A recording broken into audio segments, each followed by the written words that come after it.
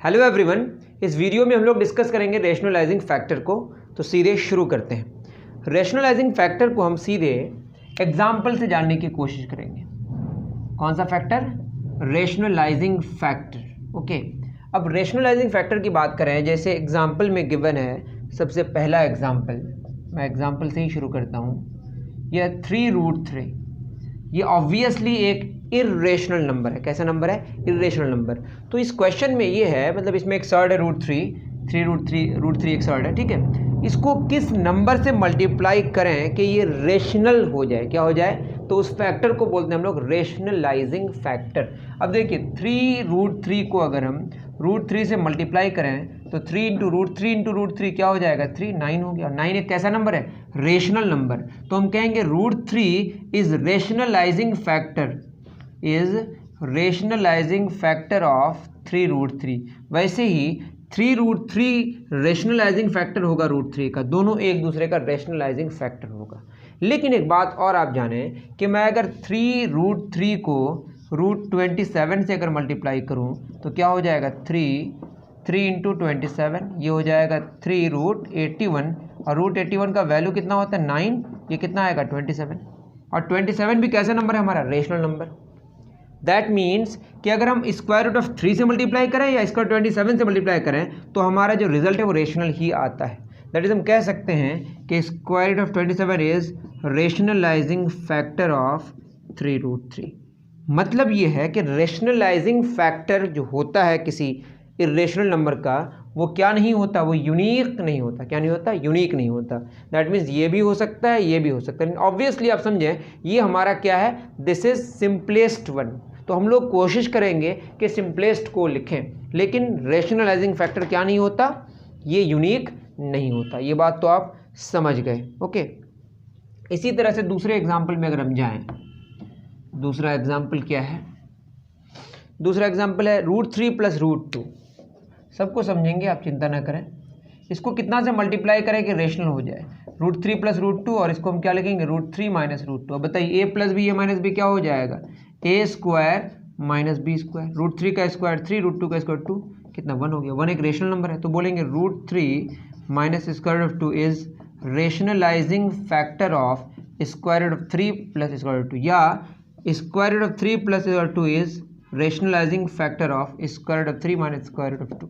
Okay, ये दोनों एक दूसरे का क्या होता है? Rationalising factor. तो रेशनलाइजिंग फैक्टर का मतलब शायद कि आप समझ गए कि अगर दो नंबर्स को मल्टीप्लाई करके अगर रेशनल हो जाए तो दोनों एक दूसरे का रेशनलाइजिंग फैक्टर है। नाम से ही समझ आ रहा है कौन सा फैक्टर है?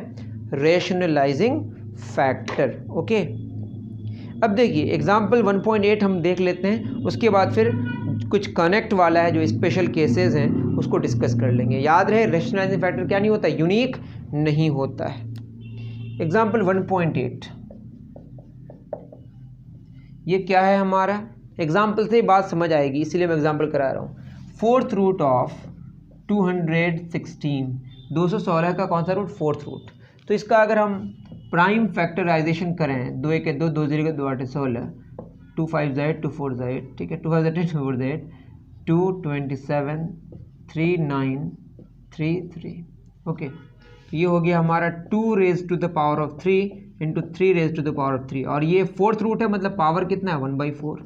तो 2⁻³ इंटू 1/4 क्या होगा? 3/4 इंटू 3⁻³ ये बात तो अब क्लियर हो गया आपको कि 2⁻³ है, यहाँ 3⁻³ है। अब इसको रेशनल करने के लिए यहाँ पे कितना ऐड करना पड़ेगा? 1/4। ये बात तो आप समझ रहे हैं ना। जैसे 3/4 है, इसमें अगर हम 1/4 ऐड कर दें तो ये क्या हो जाएगा? 4/4, और ये 1 हो जाएगा, तो 2⁻1 कितना हो जाएगा? 2। उसी तरीके से यहाँ पे भी 3/4 है, 3/4 + 1/4 करेंगे तो क्या हो जाएगा? 1/4, 3/4, 1/4, 4/4, 1 हो जाएगा, ये 2 हो जाएगा, और ये 3 हो जाएगा। 2 3 6, जो कि रेशनल नंबर हो जाएगा। दैट मीन्स इसको रेशनल बनाने के लिए इसको जो मल्टीप्लाई करना पड़ेगा वो किससे मल्टीप्लाई करना पड़ेगा? इसको मल्टीप्लाई करना पड़ेगा दैट इज रेशनलाइजिंग फैक्टर जो होगा ऑफ 4th रूट ऑफ 216, ये हो जाएगा 2⁻1/4 इंटू 3⁻1/4। ये हम कैसे समझे? क्योंकि 2⁻3/4 ऑलरेडी है, 1/4 ऐड करेंगे तो क्या होगा? 3/4 + 1/4, 4/4, जो कि 1 हो जाएगा, 2⁻1 2 हो जाएगा। उसी तरीके से यहाँ पे होगा। ठीक, इतनी बात आप समझ गए। या इसी को हम लिख सकते 2 इंटू 3 उस पे पावर 1/4, तो 6 पे पावर 1/4 या 4th रूट ऑफ 6। ओके, अब बताइए अगर मैं इसको और इसको मल्टीप्लाई करूँ तो रेशनल नंबर होना चाहिए 216 का कौन सा root 4th root into 4th root of 6, दोनों को एक साथ मल्टीप्लाई क्या हो जाएगा, ये 6 इंटू 6 इंटू 6 है, लिख सकते हैं 6 क्यूब इंटू 6 और दोनों एक साथ कौन सा रूट 4th रूट, और ये 6 पे पावर 4 हो गया, इस पे पावर क्या होगा 1/4, 4 कैंसिल कितना आ गया 6।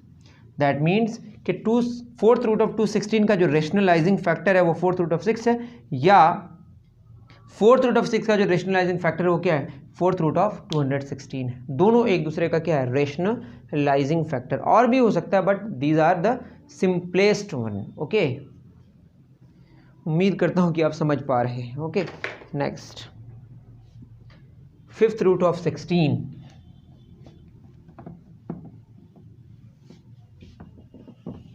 क्या क्वेश्चन है सेकंड में 5th रूट ऑफ 16 का जानते ही हैं 2 पे पावर 4 होगा, ठीक, तो ये हो गया 2 पे पावर 4 कौन सा रूट 5th रूट, 2 पे पावर 4 उस पर पावर कितना 1/5, दैट इज 2 पे पावर 4/5। अब यहाँ कितना करें कि 5/5 हो जाएगा, मतलब 1 हो जाएगा पावर, 2 पे पावर 1 होने के लिए 1/5 ऐड करना पड़ेगा। That is rationalising factor of 5th root of 16 is क्या हो जाएगा 2 पे पावर 1/4, मतलब 4th root of 2, I am sorry 2 पे पावर 1/5 होगा 5th रूट ऑफ 2। अब आप इसको चेक कर लीजिए, 16 का 5th root into 5th root of 2, दोनों एक साथ करेंगे 16 दूना क्या हो जाएगा 32, उसका कौन सा रूट 5th रूट। ओके, तो 32 का कौन सा रूट 5th रूट, 32 क्या हो 2 पे पावर 5 उस पे पावर कितना हो जाएगा 1/5, 5 कैंसिल कितना आ गया 2। दैट मीन्स कि दोनों एक दूसरे का क्या हो जाएगा रेशनलाइजिंग फैक्टर। तो कंप्लीट आपको बात समझ आई होगी कि रेशनलाइजिंग फैक्टर क्या है। रेशनलाइजिंग फैक्टर क्या होता है, जब दो इरेशनल नंबर्स, दो सर्ड्स को मल्टीप्लाई करें और रिजल्ट क्या आ जाए रेशनल आ जाए, तो समझ जाइए वो क्या हो गया, दोनों एक दूसरे का रेशनलाइजिंग फैक्टर हो गया। और रेशनलाइजिंग फैक्टर का इस्तेमाल जो होगा हमारा डिनोमिनेटर को रेशनलाइज करने के लिए इस्तेमाल होगा या न्यूमरेटर को भी रेशनलाइज करने के लिए इस्तेमाल होगा। बहुत डिफरेंट जगह में इसका इस्तेमाल होता है, तो ये जो तरीका है वो जानना ज़रूरी है। उसके लिए आपको रेशनलाइजिंग फैक्टर का ज्ञान अच्छे से होना ज़रूरी है। आपकी किताब में कनेक्ट यहाँ समझा कि जो स्पेशल कुछ बातें लिखी हुई हैं, इसका फर्स्ट नंबर जो दिया हुआ है वो क्या है, nth रूट ऑफ a का जो रेशनलाइजिंग फैक्टर है वो दिया हुआ है आपका nth रूट ऑफ a पे पावर n-1। अब रेशनलाइजिंग फैक्टर क्यों है इसका आप खुद देखिए, दोनों को मल्टीप्लाई करके क्या हो जाएगा nth root of a into nth root of a पे पावर n-1। दोनों में nth रूट है, एक साथ कर सकते हैं हम लोग, a इंटू a पे पावर n-1, a मतलब a पे पावर 1 है nth रूट ऑफ a पे पावर, बेस सेम है तो पावर क्या हो जाएगा ऐड हो जाएगा, 1 खत्म, a पे पावर n है और ये पावर कितना है 1/n खत्म और a आया। और हम ये मान चुके हैं कि एक ऐसा नंबर है रेशनल नंबर, इसका मतलब इसको इससे मल्टीप्लाई करने से रेशनल नंबर आ जाता है, that is nth root of a है ना, रेशनलाइजिंग फैक्टर है nth root of a raise to the power n-1 का, या इसका जस्ट उल्टा वाइसी वर्सा। क्लियर है आपका, ये इसका रेशनलाइजिंग फैक्टर है और ये इसका रेशनलाइजिंग फैक्टर है। क्यों, जो कि दोनों को मल्टीप्लाई करके रिजल्ट क्या आता है हमारा a। ओके, मतलब रेशनल नंबर आता है, क्या आता है रेशनल नंबर। डन, समझ गए। चलिए एक बात ये भी क्लियर हो गई कि a पे पावर n का अगर nth रूट निकालेंगे तो a हो जाएगा। ठीक, सेकंड नंबर कनेक्ट में अगर आए, सेकंड नंबर कुछ ऐसा ही है, nth रूट ऑफ a पे पावर m, रेशनलाइजिंग फैक्टर है किसका nth रूट ऑफ a पे पावर -m। आपको तो अब ऐसे ही क्लियर हो गया होगा। देखिए मल्टीप्लाई अगर करें a पे पावर m का nth रूट इंटू a पे पावर n-m का nth रूट, दोनों एक साथ हो जाएगा nth रूट ऑफ a पे पावर m इंटू a पे पावर n-m। बेस सेम है तो क्या हो जाएगा ऐड हो जाएगा power m plus n-m cancel, a पे पावर n का nth रूट मतलब पावर 1/n, n खत्म, कितना आ गया a। दैट इज दोनों एक दूसरे का क्या है रेशनलाइजिंग फैक्टर है, दोनों एक दूसरे का क्या है रेशनलाइजिंग फैक्टर। Okay done. चलिए बहुत अच्छी बात है। नेक्स्ट हमारा क्या है, square root of A plus B, square root of A plus square root of B rationalising factor है किसका, square root of A minus square root of B, मतलब दोनों एक दूसरे का क्या है, रेशनलाइजिंग फैक्टर है। तो मल्टीप्लाई करके क्या आना चाहिए, और ए और बी को हम अभी मान चुके हैं कि रेशनल नंबर है, समझ रहे हैं, ये सर्ड्स की बात हो रही है। Root A plus root B, root मतलब स्क्वायर रूट की बात हो रही है, यहाँ पावर 1/2 इंटू क्या, root A minus root B. तो क्या हो जाएगा, A plus B into minus B क्या होगा, A square minus B square. यहाँ रूट ए मतलब ए पे पावर हाफ है, समझ रहे हैं ना, उस पर पावर 2 है, 2 खत्म किया, ए हो जाएगा A minus B, A rational B rational, rational minus rational क्या आएगा, रेशनल, मतलब ये रेशनल आ गया। तो दोनों एक दूसरे का क्या हो गया, रेशनलाइजिंग फैक्टर। ओके, दोनों एक दूसरे का क्या हो गया, रेशनलाइजिंग फैक्टर। डन। चलिए 4th नंबर में कुछ गड़बड़ी की हुई है, इनमें आपको समझा दूंगा, चिंता नहीं करना। इस cube root of A plus cube root of B rationalising factor है किसका, ए पे पावर 2/3 माइनस बीच में सही है, ए पे पावर 1/3 इंटू बी पे पावर 1/3 प्लस बी पे power 2/3।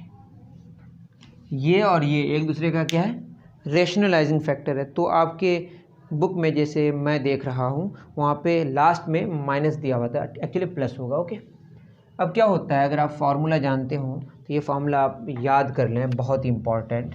X cube plus Y cube, formula होता है X plus Y into X square minus X Y plus Y square.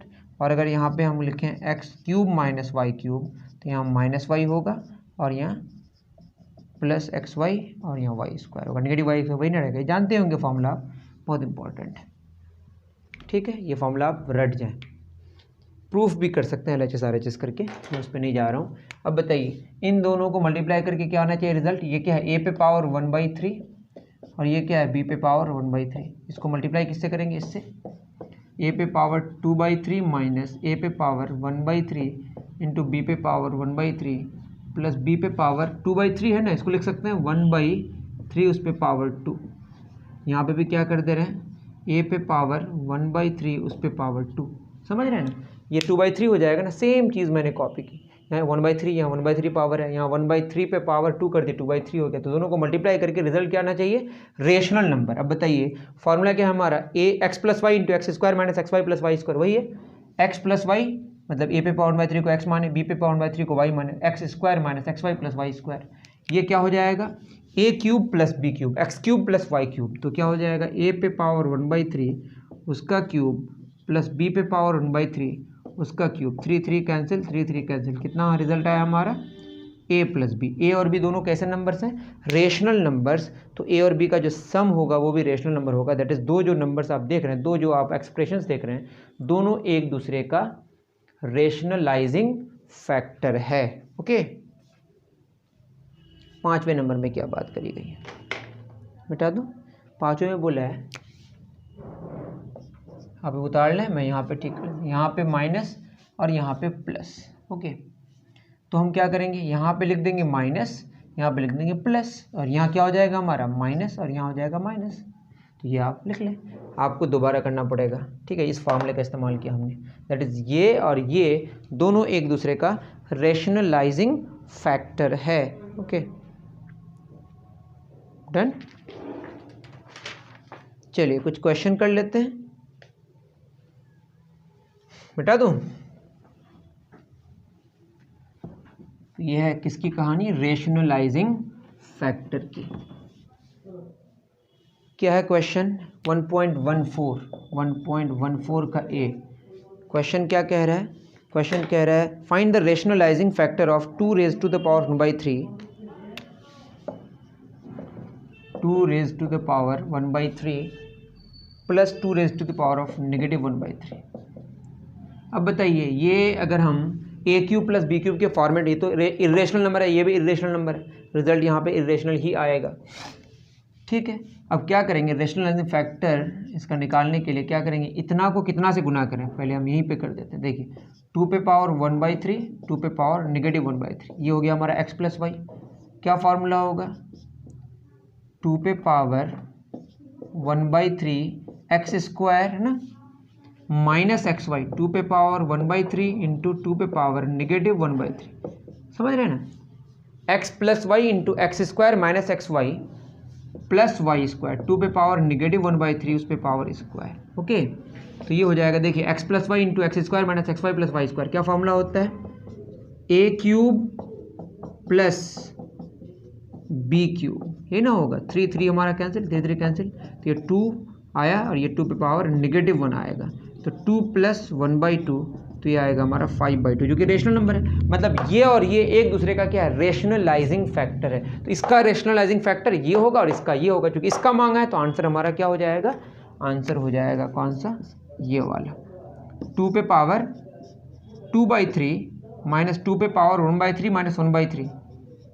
ये देखिए बेस से में ना पावर ऐड हो जाएगा, तो 1/3 कितना हो जाएगा, एक नेगेटिव पॉजिटिव 0 हो जाएगा, प्लस 2 पे पावर -2/3, 2 पे पावर क्या हो जाएगा, -2/3। ओके, तो ये हो गया 2 पे पावर 2/3 और 2 पे पावर 0 कितना होगा 1, प्लस 2 पे पावर -2/3। तो हमारा आंसर हुआ 2 raise to the power of 2/3 minus 1 plus 2 पे पावर -2/3। क्या बात है, बिल्कुल सही है, उतार लीजिए।